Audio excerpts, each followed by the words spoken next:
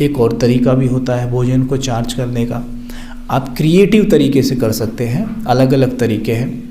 5 स्वरूप का अभ्यास सभी करते हैं? 5 स्वरूप का अभ्यास सभी करते हैं योग में? हाथ उठाइए जो नहीं करते। जो नहीं करते हैं, जो नहीं करते, आप नहीं कर पाते। जिनको नहीं आता कोई बात नहीं, उठाओ तो पता तो चलेगा एटलीस्ट के फिर उसे बताएं या ना बताएं, उस पर डिस्कस करें। आप उठाए जो 5 स्वरूप का अभ्यास के बारे में नहीं जानते या नहीं करते, उन्हें नहीं पता, वो हाथ उठा ले। हाँ जी, क्या बोल रहे हैं?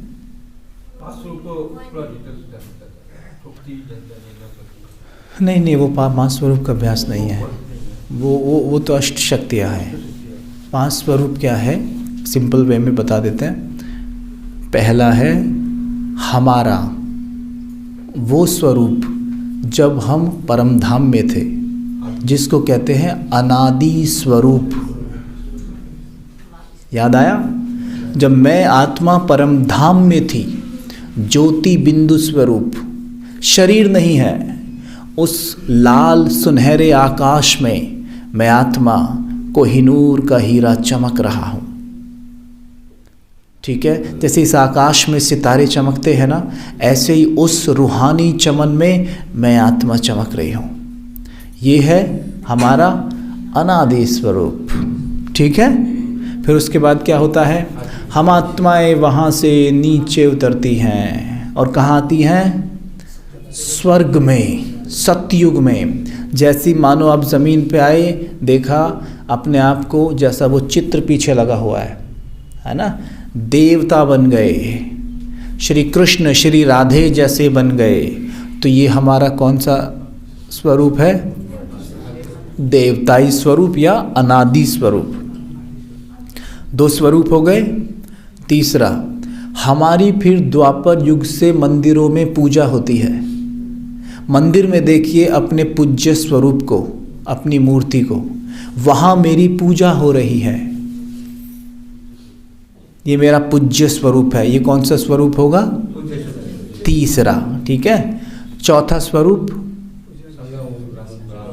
आप उसे ऐसे सोच सकते हैं कि मंदिर में भक्त मेरी पूजा कर रहे हैं, मुझे पुकार रहे हैं, उनकी आवाज़ सुनकर मैं वेश बदलकर ब्राह्मण का रूप धारण करके उनके बीच में प्रस्तुत हूँ। वो मुझे पहचान तो नहीं सकते कि मैं वही हूँ जिसकी वो मंदिर में पूजा कर रहे हैं, लेकिन मैं जानता हूँ कि मैं वही हूँ कि जिसकी वो मंदिर में पूजा कर रहे हैं। मैं उनका इष्ट देव हूँ और मैं उन्हें यहाँ देने आया हूँ। अगर ये हमें याद रह जाए हमेशा तो क्या हो जाए, सोचो जरा। तो चौथा स्वरूप ब्राह्मण स्वरूप, और उनकी सेवा करते करते हर दिन मैं हल्का होता जा रहा हूँ, लाइट होता जा रहा हूँ, और अब तो मैं हवा में उड़ने लग गया हूँ। मैं बन गया हूँ फरिश्ता। ये है मेरा 5वां स्वरूप।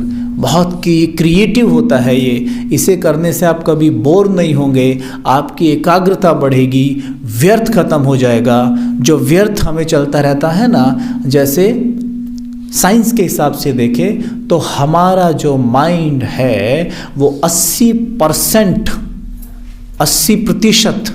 पास्ट में रहता है, यानी भूतकाल में। यानी हम पूरे दिन में अधिकतर जो बातें सोचते रहते हैं वो है जो हो चुकी हैं।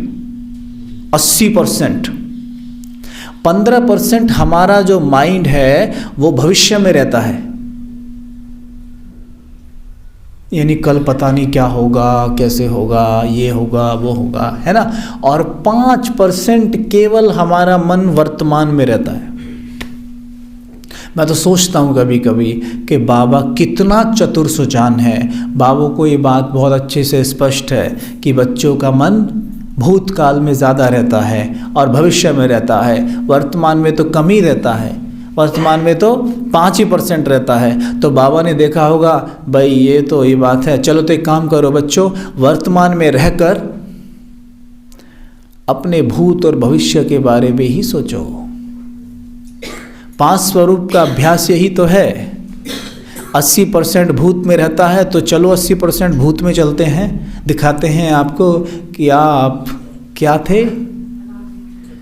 सोचिए क्या थे, देखिए वहाँ जाकर अपने भूत को सोचिए। ऐसे बैठे बैठे नहीं सोचते हम, हाँ उसने मुझे जब ऐसा बोला था, उसने ये किया था, फिर मैंने ऐसे बोला था, मुझे ऐसा बोलना चाहिए था, ये सोचते हैं ना हम। इससे अच्छा थोड़ा सा और पीछे चले जाए और फिर सोचे, हाँ ऐसे बैठे बैठे सोचो, हाँ मैं परम धाम में रहती थी, मैं बिंदु, ओ सब आत्माएं भी वहाँ बिंदु रूप में थी, जो आज मेरे बच्चे, मेरे युगल सब बने हुए हैं, वहाँ तो ये आत्मिक रूप में थे।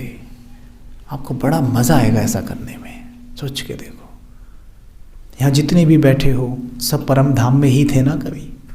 सारे वहाँ कैसे थे, ए बिंदु, 2 बिंदु, 3 बिंदु, 4, वहाँ पहचान सकते हो एक दूसरे को नहीं।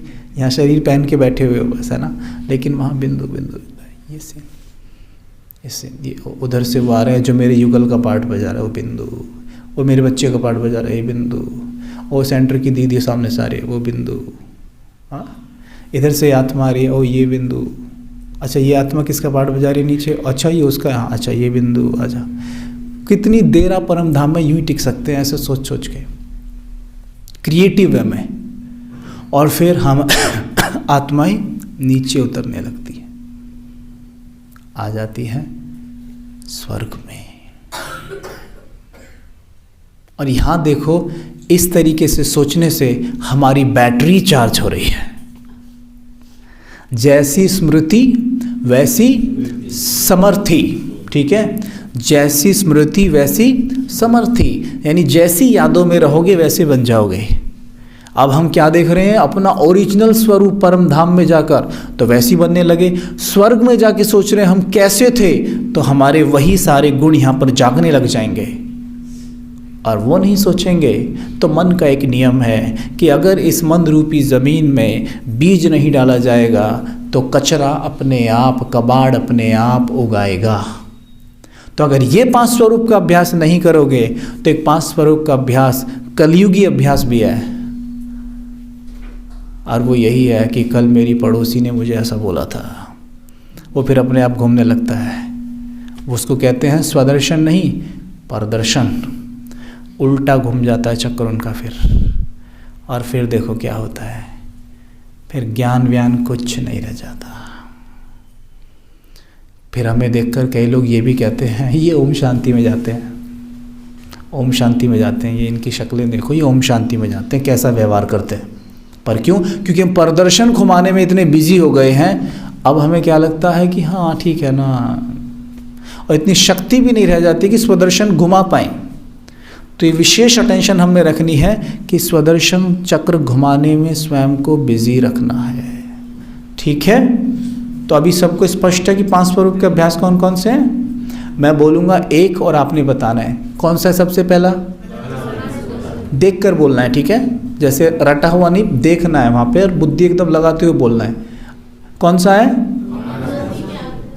हाँ जी, अनादि स्वरूप याद करो, परम धाम में अपना वो ज्योति बिंदु रूप याद आया। दूसरा, आ जाओ स्वर्ग में, दिखा। हाँ, तीसरा, आ जाओ मंदिर में अपने वो पूज्य रूप को देखो। चौथा, ब्राह्मण जीवन अभी, मैं श्वेत वस्त्रधारी उदाहरण मूर्त ब्राह्मण। और पांचवा, फरिश्ता रूप आकाश में उड़ता हुआ फरिश्ता, सबकी सेवा करता हुआ। ये है मेरे 5 स्वरूप। याद रहेगा सबको। अभी केवल माताएं बोलेंगी, बोलना 5 स्वरूप के अभ्यास माताएं सबसे पहले। दूसरा, तीसरा, चौथा, पांचवा, फरिश्ता स्वरूप। ग्रेट। अभी जैसे बोल रहे थे, बुद्धि वहाँ पे जा रही थी, जानी चाहिए, है ना। बस तो फिर तो काम हो जाएगा। तो इस तरीके से हमने 5 स्वरूप का चक्र घुमाते रहना है, ठीक है। तो ये था हमारा 5 स्वरूप का अभ्यास। और पानी चार्ज करने के लिए कुछ अलग विधियां नहीं अपनानी है। 5 स्वरूप का अभ्यास कर रहे हैं, पानी उठाओ, 5 स्वरूप का अभ्यास कर लो 5 सेकंड में, तो भी पानी पी लो तो भी काम हो जाएगा। पानी उठाया, मैं परम धाम में ज्योति बिंदु, मैं सतयुग में श्री कृष्ण, मैं मंदिर में पूज्य स्वरूप, मेरी पूजा हो रही है, मैं श्रेष्ठ ब्राह्मण वर्तमान में, मैं फरिश्ता आकाश में। बस पी जाओ, याद रहेगा, फिर बोलेंगे नहीं। ठीक है, भोजन सामने रखो। कभी कभी ऐसा कर सकते हैं, भोजन लिया, थाली रखी और अपने 5 स्वरूप को सामने इमर्ज कर लिया। जैसे थाली के उस तरफ मेरा फरिश्ता रूप बैठा हुआ है, इस तरफ देवताई स्वरूप बैठा हुआ है, इस तरफ मेरा पूज्य स्वरूप बैठा हुआ है, इस तरफ मैं ब्राह्मण बैठा हुआ हूँ। हो गई चारों दिशाएं बुक, है ना। और 5वीं मेरा निराकार जो स्वरूप है वो ऐसे ऊपर स्थित है। 5 से प्रकाश निकल के भोजन की थाली में आ रहा है। और करो बल्ले बल्ले, क्रिएटिव वे में आप चीज़ें कर सकते हैं। ठीक है, वो भी बहुत हेल्पफुल हो सकता है। ओके, अच्छा, अभी जैसे कि आदेश मिला है ऊपर से कि थोड़ा ज्ञान में आने का अनुभव सुना दीजिए, तो समय थोड़ा ही है तो उसी हिसाब से हम आपको सुना देते हैं। ये माइक ना अभी भी शायद तेज़ है, ये बात जैसे ही मैं बोलता हूँ ये इको करता है पीछे, ऐसा लगता है रोने वाला है ना, गूंज रहा है ना। हाँ, साउंड में कोई है नहीं क्या?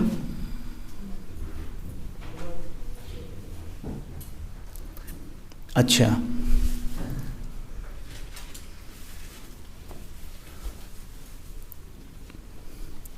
आप में से किसी ने भी हमारा ज्ञान में आने का अनुभव सुना हुआ है क्या?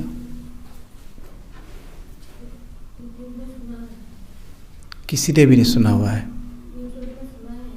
YouTube में सुना है ना, मतलब कहीं ना कहीं सुना है, यहाँ नहीं, लाइव तो नहीं सुना होगा आपने किसी ने भी, बाकी YouTube पे आपने सुना है। ठीक है, क्योंकि जैसे अभी सिलसर में आए थे तो वहाँ सुनाया था।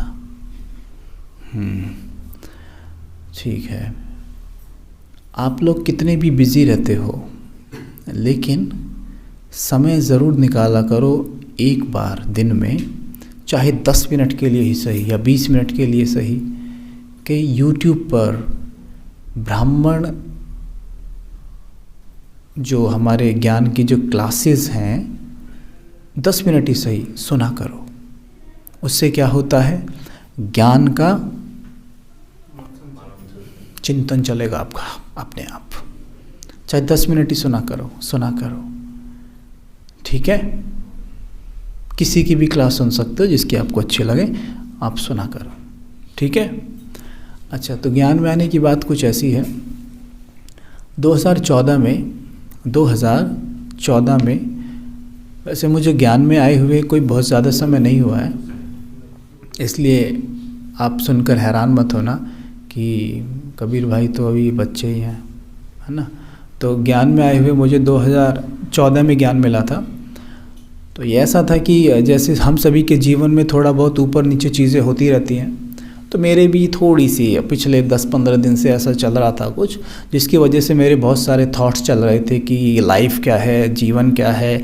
हम रोज़ इधर से उधर जाते हैं, भागते हैं, काम धंधा ढूंढते हैं, करते हैं, आते हैं, खाते हैं, सो जाते हैं, फिर सवेरे उठते हैं, फिर से हम काम पे भागते हैं, फिर ये सब कुछ करते हैं। आखिर जीवन है क्या? वास्तव में हम इसलिए धरती पर आए हैं क्या, है ना।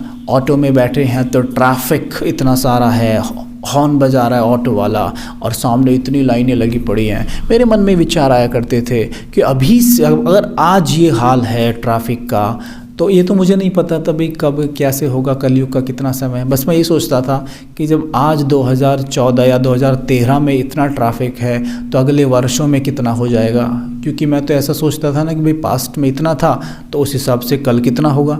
तो मैं इन चीज़ों के बारे में बहुत सोचा करता था, पहले से मेरे मन में ख्याल आते थे कि ये सब कुछ क्या हो रहा है, इतना पॉपुलेशन क्यों बढ़ रहा है, अच्छा इसका क्या होना चाहिए, कोई समाधान है क्या, कुछ नहीं। और तो उन दिनों में थोड़ा सा परेशान चल रहा था। जैसे आप में से शायद, मैं नहीं जानता किसी को पता है या नहीं, तो हमारा जो लौकिक जॉब था मुंबई के अंदर, सो आई वॉज इनटू मॉडलिंग, मैं मॉडलिंग करता था। ठीक है, मॉडलिंग समझते हैं आप?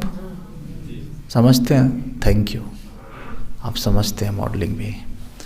अच्छा, तो क्या होता है मॉडलिंग? हाँ, समझते हैं। प्रिंट मॉडलिंग नहीं करते सर, वो बैनर वगैरह लगे होते हैं सब, तो इस तरह की करते थे। तो जीवन में जो भी वो चकाचौंध होती है, जिन चीज़ों को देखकर युवा बड़े इम्प्रेस होते हैं, जिन चीज़ों को देखकर युवा सोचते हैं कि हमें भी ये चीज़ करनी चाहिए, लगभग सारी चीज़ें तो मेरे जीवन में थी, लेकिन उसके बावजूद भी एक खोखलापन था, खालीपन। पता नहीं बैठे बैठे ऐसा क्यों लग रहा होता था कि जैसे कि कुछ अंदर खाली खाली सा है, जैसे कि दिल डूबा डूबा सा है, कि पता नहीं किस चीज़ की तलाश है, पता नहीं मैं क्या चाहता हूँ, पता नहीं क्या होगा, कैसे होगा। आता है कभी कभी आपको भी ये ख्याल? अज्ञान में आते होंगे, है ना? आज तो नहीं आते होंगे, पर आते भी हों अगर पुरुषार्थ की कमी है तो। लेकिन पहले मुझे आते थे ये ज्ञान में आने से पहले, कि क्या है लाइफ। ऐसे बैठे बैठे ही दिल डूबा डूबा सा हो रहा है, डर सा लग रहा है, एंग्जाइटी डिसऑर्डर कहते हैं जिसको, पैनिक अटैक कहते हैं। सडनली डरने लग गया है, क्यों डर रहा है पता नहीं, रात को और अंधेरे से डर लगता था। ये सब चीज़ें बहुत ज़्यादा होने लग जाती हैं। तो ऐसे ही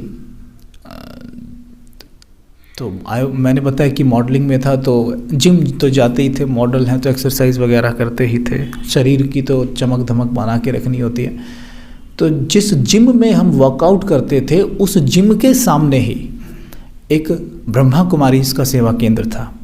जैसे इस दरवाजे पर जिम है और सामने गली जा रही है और उसके सामने सेवा केंद्र है, और मैं उस जिम में, वहाँ पर मैं अभी शिफ्ट हुआ था मुंबई में, उस स्थान पर तो 2 महीने से मैं इस वाली जिम में जाता था, और 2 महीने से मैं देख रहा था कि यहाँ ब्रह्मा कुमारी इसका सेवा केंद्र है। लेकिन मैं उसे पढ़ता था और अपनी ही ईगो कहो या अहंकार के वश मेरा मन ही मुझसे कह देता था, learn Rajyoga meditation free of cost. वहाँ लिखा था कि राजयोग सीखिए निःशुल्क, और मैं मन ही मन कह के निकल जाता था, ये मुझे क्या सिखाएंगे, मुझे सब कुछ आता है। ठीक है, और ये बातें मैं इसलिए बोल रहा हूँ कि अगर कोई ये वीडियो देखेगा तो उसको ये बात समझ में आएगी कि ये विचार अधिकतर लोगों को चलते हैं अज्ञान में, कि हम सब कुछ जानते हैं। मैं भी ऐसा सोचता था कि मैं सब जानता हूँ, मुझे क्या सिखाएंगे।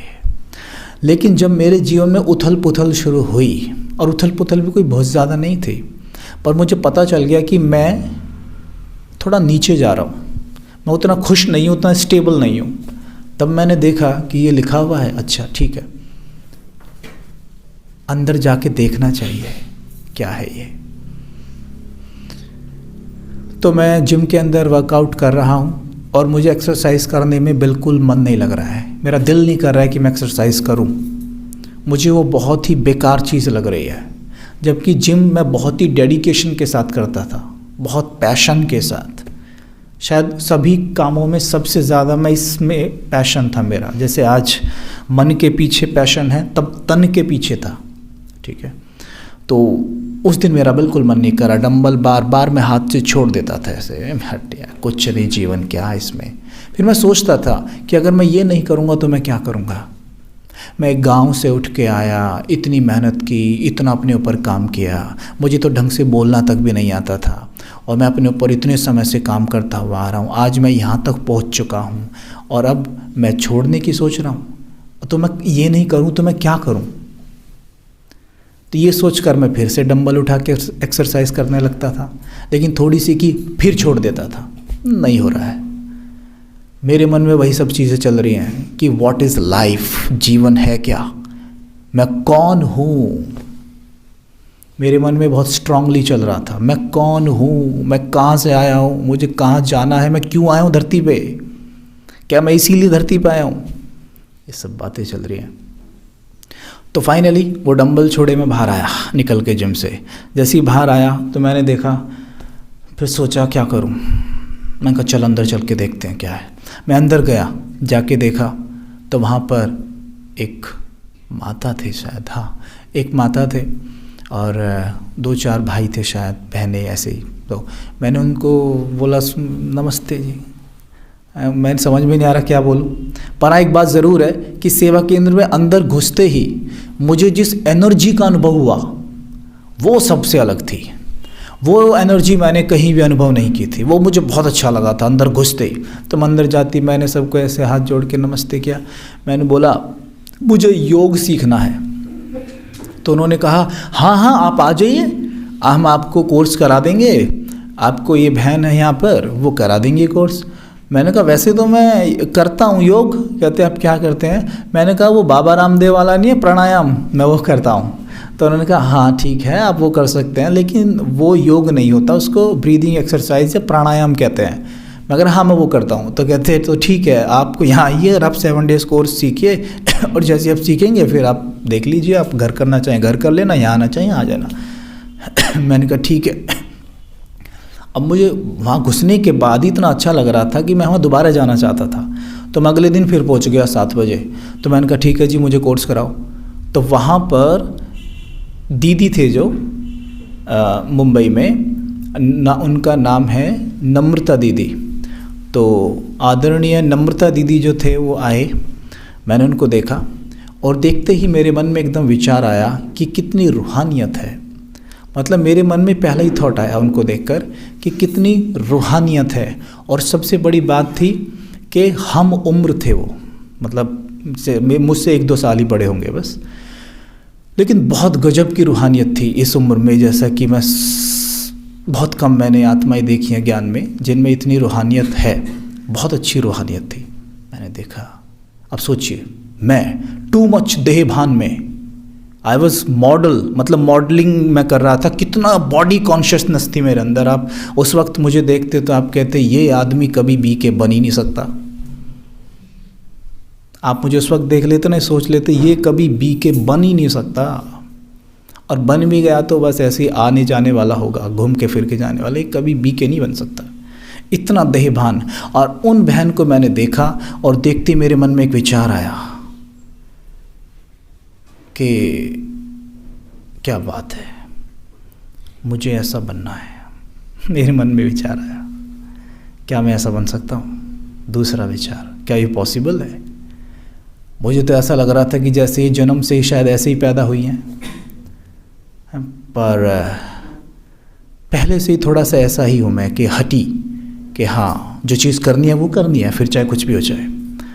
तो मैंने कहा तो क्या मैं बन सकता हूँ? हाँ मैं बन सकता हूँ, मैं बनूँगा। तो मैंने कहा, वो आई, उन्होंने बड़े प्यार से मुझे ओम शांति बोला। तो मुझे तब पता चला है ओम शांति बोल के विश करते हैं। तो मैंने उनको बोला ओम शांति। तो उन्होंने कोर्स कराना शुरू किया। तो जब मुझे बातें सब सुनने को मिली कि आप एक आत्मा हैं, इस देह के मालिक हैं, ऐसे ऐसे, मेरी खुशी का पारावार नहीं। मैं इतना खुश हो रहा हूँ कि मुझे वो चीज़ जानने को मिली है जो आज तक मैंने कभी जानी ही नहीं थी। मुझे पता ही नहीं था कि मैं कौन हूँ। ऐसे लग रहा था कि जैसे मेरी पूरी गुत्थी सुलझती जा रही है, जैसे कहते ना सूत उलझा हुआ था, और किसी सूत को आप सुलझाना चाहते हैं तो उसके आपको दोनों छोर मिल जाएं तो आप उसे आसानी से सुलझा लेते हैं। सूत समझते हैं ना आप, धागा। और वहाँ पर मुझे क्या हो रहा था कि दोनों तो नहीं, लेकिन एक छोर तो हाथ में आ रहा था। तो सुलझाने के लिए कम से कम एक तो हाथ में आए, वो आ रहा था। तो मेरे जीवन का सूत उसी क्षण से सुलझना शुरू हो गया। और अगले दिन उन्होंने मुझे बताया कि परमात्मा कौन है। जैसे मैंने ये जाना कि परमात्मा ज्योति बिंदु है, अच्छा परमात्मा प्रेम के सागर हैं, शांति के सागर हैं, ये सब जाना, तो मुझे ये लगा कि बताओ मुझे कितनी गलतफहमी थी भगवान के बारे में। क्योंकि मैंने इतनी सब कुछ सुना हुआ था ना भगवान के बारे में कि इतने सारे भगवान होते हैं, है ना। शंकर जी भांग पीते हैं, गुस्सा करते हैं, अपने बेटे की गर्दन उड़ा दी। कृष्ण चोरी करते थे, इतनी सारी रानियां थी, इसको भगा लिया, उसको भगा दिया। मेरे मन में ये होता था भगवान ऐसे होते हैं। मैं अपना खुल के बता रहा हूँ, मुझे था भगवान ऐसे होते हैं। अगर ऐसे होते हैं तो फिर क्या हम इनसे क्या सीख ले सकते हैं। तो वास्तव में भगवान के प्रति तो कोई प्रेम था ही नहीं मेरे अंदर। जिसे आप कहोगे ना अज्ञान में, जैसे कहते हैं ना लोग, जो भगवान को पूजते हैं वो आस्तिक और जो नहीं पूजते वो नास्तिक, तो वो मैं था। हाँ, वो मैं था। मैं कभी मंदिर नहीं गया, मतलब मुझे लगता है कि 12 से 13 वर्ष की आयु के बाद मैं कभी मंदिर नहीं गया। शायद मैंने भगवान को तभी याद किया होगा जब मेरे जीवन में जैसे कोई दुखों का पहाड़ ही टूट पड़ा हो, तब मैं कहता था भगवान बचाओ। नहीं तो मैं कभी भगवान को याद नहीं करता था, क्योंकि मेरा उनसे विश्वास ही उठ चुका था कि भगवान ऐसे होते हैं, अब क्या फ़ायदा ये इतनी सारी कहानियाँ बना के रखी। लेकिन जैसी भगवान का परिचय मिला कि वो ज्योति बिंदु हैं, प्रेम के सागर हैं, शांति के सागर हैं, ऐसे हैं, ऐसे हैं, ऐसे हैं, सुन के इतना अच्छा लगा कि वाह भगवान ऐसे हैं। मुझे तो उसी क्षण उनके लिए सम्मान और प्रेम जागृत हो गया, उसी क्षण, जैसे मानो मैं इसी चीज़ की तलाश कर रहा था।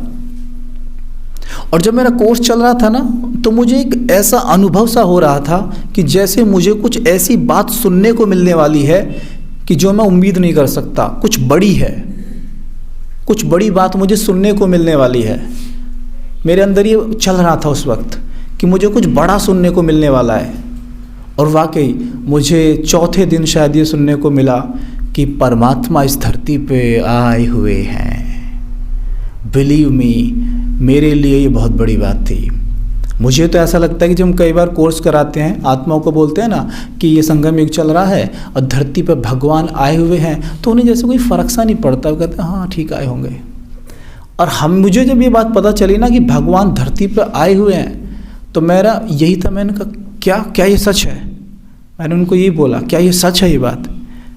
हालांकि जो मैं ज्ञान सुनता आ रहा था अभी 4 दिन से, उस हिसाब से मुझे स्पष्ट हो रहा था कि हाँ आए हुए हैं, फिर भी एक तरीके से विश्वास सा नहीं हो रहा भगवान आए हुए। लेकिन जब उन्होंने मुझे बताया सारी बातें, मुझे ज्ञान एकदम क्लियर हो गया, स्पष्ट हो गया 7 दिन के अंदर ही। और सबसे बड़ी बात तो ये है कि जैसे ही मैं कोर्स करके निकलता था बाहर, तो बाहर निकलते अपने दोस्तों को पहले ही कोर्स कराने लग गया था मैं। मतलब उनको ज्ञान सुनाता था बड़े उमंग उत्साह से कि भाई देखो ऐसा है ऐसा है। मुझे ऐसा लगता था कि मैंने बहुत कुछ जाना है, मैं इनको भी बताऊं। और ये बताते बताते मेरे 1-2 फ्रेंड तो मेरे साथ ही कोर्स करने लग गए थे। मतलब वाकई इतना शानदार वो ज्ञान था। मुझे सबसे अच्छा अनुभव तब हुआ कि जब ये हम चल रहे थे ज्ञान में, जो 3 महीने मुझे जब ज्ञान में हो गए थे, 3 महीने जब मुझे ज्ञान में हो गए थे, मैं सेंटर रोज़ नहीं जाता था। तब मैं ऐसे जैसे वीक में 3 बार चले गए, क्योंकि मेरा जैसे ये भी काम था ना सब शूटिंग वगैरह का, तो मुझे समय भी थोड़ा बहुत ऊपर नीचे हो जाता था। पर मैं रेगुलर अमृत वेला करता था रोज़ सवेरे उठ के, और मुरली ज़रूर पढ़ लेता था। तो मुझे क्या अनुभव हुआ कि मैं सेंटर पे था, दीदी ने मुझे बोला कि कबीर भाई हमारे यहाँ पे एक सेंटर है, वहाँ पे भट्टी है। अब मुझे नहीं पता था भट्टी क्या होती है। मैंने कहा भट्टी क्या होती है? कहती है कि ऐसे ऐसे बहुत सारे समय तक मेडिटेशन होता है। मैंने कहा ओके ठीक है। तो उन्होंने कहा कि वहाँ पे कुमारों की भट्टी है और आपको जाना चाहिए।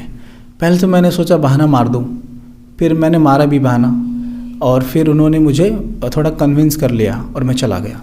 जब मैं वहाँ पहुँचा तो ऐसी जैसी सेवा केंद्र है ऐसे ही था, बहुत साफ़ सुथरा, आग बहुत आकर्षक, मुझे लगा हाँ अच्छा लग रहा है पहुँच के। अब वहाँ भट्टी कैसे थी, वो रात को शुरू होनी थी। वो रात को मेरे ख्याल से 10 बजे से सवेरे के 5 बजे तक चलनी थी वो। अब मैंने वहाँ जाके पूछा उनसे, जो मेरे साथ आए थे भाई, कि भाई ये कितने बजे तक होएगा? तो उन्होंने बोला कि सवेरे 4 बजे तक होएगा। तो मैंने बोला 4 बजे तक?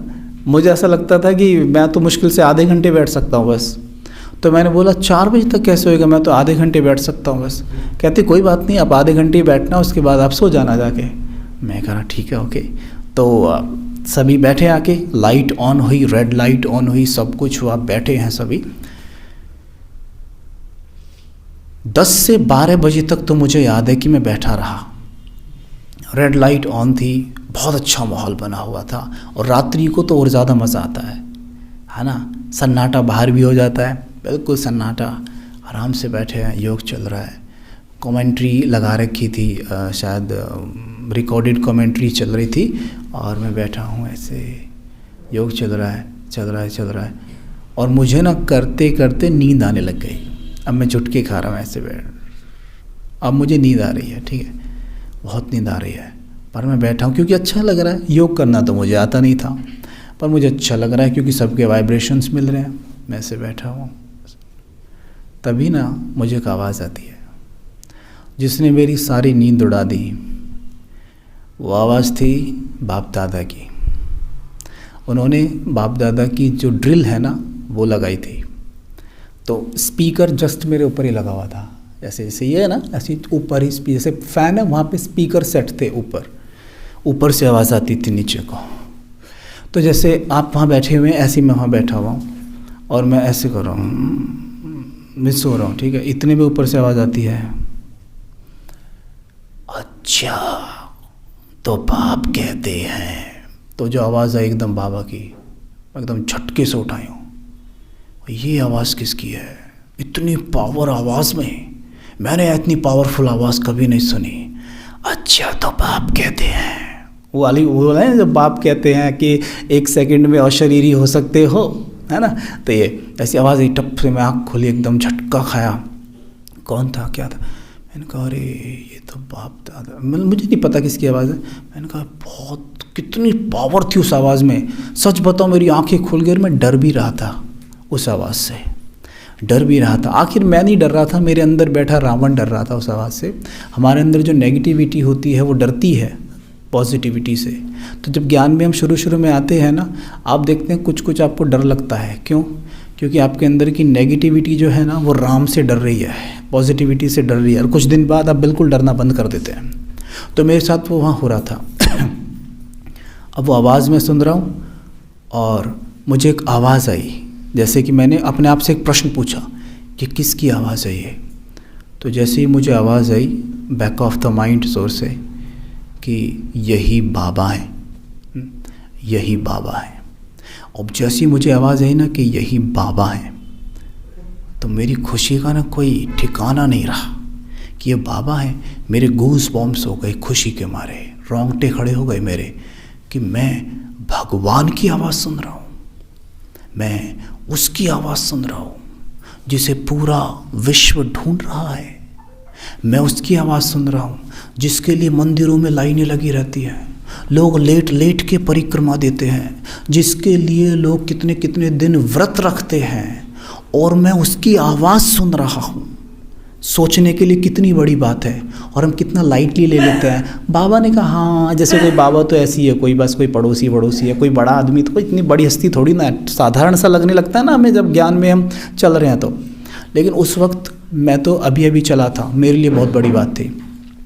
ये सोच सोच के मेरी आंखों से खुशी के इतने आंसू गिरे, मतलब मैं इतना खुश, और मेरी आंखों से आंसू ही गिरते जाएं खुशी के कि पूछो मत मैं कितना खुश हूँ, मैं आपको बता नहीं सकता। आई वॉज सो हैप्पी कि मैं भगवान की आवाज़ सुन रहा हूँ, भगवान की आवाज़ सुन रहा हूँ। उसके बाद ब्रेक हो गया। ब्रेक के बाद सब ऊपर गए, जैसे आप यहाँ पे गए ऐसे हम सब ऊपर गए। जब मैं ऊपर गया तो मैं ऐसे चल रहा था जैसे कि मुझे शॉक लग गया हो, ठीक है, शॉक लग गया हो। मैं मतलब बिल्कुल अशरीरी था, मुझे कोई भान ही नहीं था कि मेरे साथ यहाँ कौन है, क्या हो रहा है। मैं एक पूरी अलग ही दुनिया में था। मुझे ये लग रहा था कि हाँ मतलब भगवान की आवाज़ सुनी है मैंने। अब मैं अंदर गया तो एक भाई वहाँ खड़े थे, ऐसे ही मुझे पता था भगवान की आवाज़ है, लेकिन फिर भी मैंने कंफर्म करने के लिए, जब लॉटरी इतनी बड़ी लग जाती है ना, विश्वास सा नहीं होता, मैंने कंफर्म करने के लिए उससे पूछा कि भैया ये किसकी आवाज़ थी। तो भाई ने तो बड़े ऐसे आराम से कैजुअल वे में बोल दिया, आराम से बिल्कुल, हाँ बाबा ही थे, बाबा की आवाज़ थी। मैंने कहा थैंक यू, बाबा की आवाज़ थी। मतलब उसे तो बड़ी नॉर्मल सा लग रहा था, भाई उनके लिए तो वो तो पुराने थे, लेकिन मेरे लिए बहुत बड़ी बात थी। उनका बाबा की आवाज़ थी। अब मैं बाहर आता हूँ, हॉल में देखता हूँ सभी जो कुमार हैं, भाई लोग हैं, आराम से मजाक मस्ती कर रहे हैं, लेट रहे हैं, और मैं खड़ा होकर सोच रहा हूँ यार जितनी खुशी मुझे है, मेरी आंखों से खुशी के आंसू आ गए हैं, मैं रो रहा हूँ, ये क्यों नहीं रो रहे हैं, बट वो क्यों रोए। तो ये क्यों नहीं रो रहे हैं यार, पर वो क्यों रोए। पर मुझे ऐसा लग रहा है कि जितना मतलब मुझे तो इतना खुशी हो रही है, क्या इनको कुछ भी नहीं हो रही होगी, ये भी तो भगवान की संतान है। लेकिन वास्तव में फिर मेरे एकदम आवाज़ आई, ये तो पुराने हैं ना इसलिए नहीं, इनको करने दो जो कर रहे हैं। अब मैं उनके बीच में ना रहूं। वहाँ पे ना एक खाट पड़ी हुई थी कोने में, चारपाई, मैं जाकर उस पर बैठ गया, क्योंकि मेरे आंसू ही नहीं रुक रहे थे। मुझे वही बात मैं सोचूं और मेरी आंखों से आंसू आए, मैं वही बात सोचूं, उस आवाज़ के बारे में सोचूं, मेरी आंखों से आंसू आए। मैं जाके बैठ गया वहाँ पे खाट पे, और जैसे मैं यूँ बैठा हूँ सोच रहा हूँ, फिर वही आवाज़ याद आए मुझे, एकदम मेरी आंखों से आंसू आए। मैं चेहरा ऐसे छिपा के बैठ जाऊँ। अच्छा, फिर मैं पीछे को लेट गया, फिर भी ऐसे ही आंसू आते रहे। मैं सोचता रहा, खुशी इतनी मुझे कि पूछो मत। शायद वहीं से ये जीवन परिवर्तन होना शुरू हुआ है। आपको किस लेवल पे शौक लगता है, भगवान से आपको कितना प्यार है। हम सभी नंबरवार हैं, हम सभी नंबरवार हैं। बाबा ने हम सबको इक्वल ही दिया है, कोई भी ऐसा नहीं है किसी को ज़्यादा और कम दिया हो। बाबा मुरलियों में साफ कहते हैं। लेकिन कोई खजाने को बढ़ा के कहाँ पहुँचा देता है, कोई जितना पाता है उसको भी कम कर देता है। डिपेंड इस बात पे करता है कि हमको बाबा से मोहब्बत कितनी है।